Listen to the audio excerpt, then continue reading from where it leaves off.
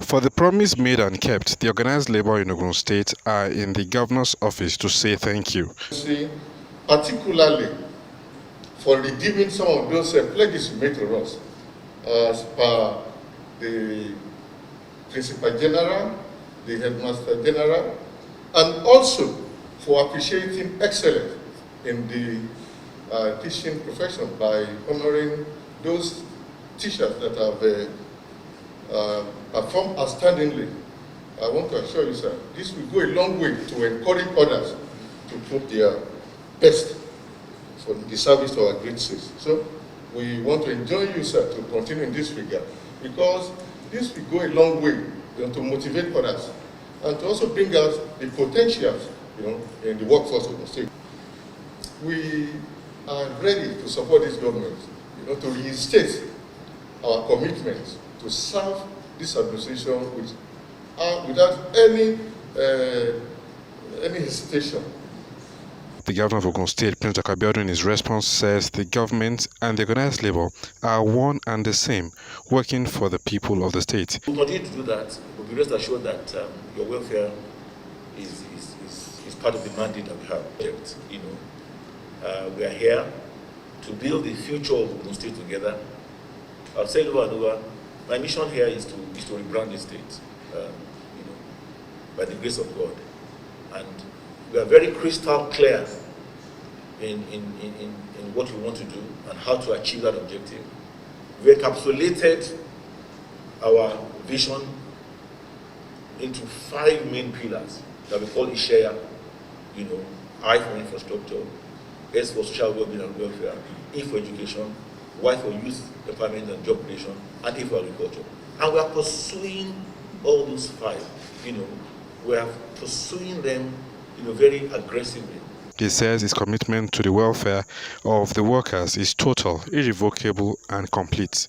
We are not an administration that makes a lot of noise, because we believe that government and governance is not about noise making. But the people who are the beneficiaries of what we're doing, they know what we're doing. Because if suddenly a dilapidated primary health care center in your ward now suddenly is wearing a new look, you don't need an advert on channels for someone to tell you that. It has changed and services have changed.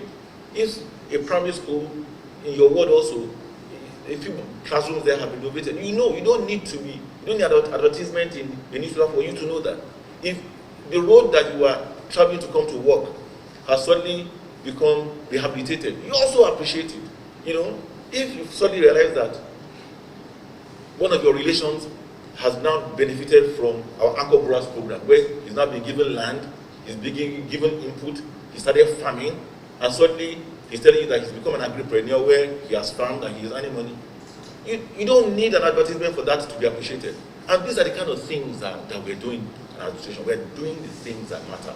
The governor notes that a huge housing policy is being executed, which is unprecedented in the history of the state. Of which you are the major beneficiaries. And we've gone about it without a lot of noise making.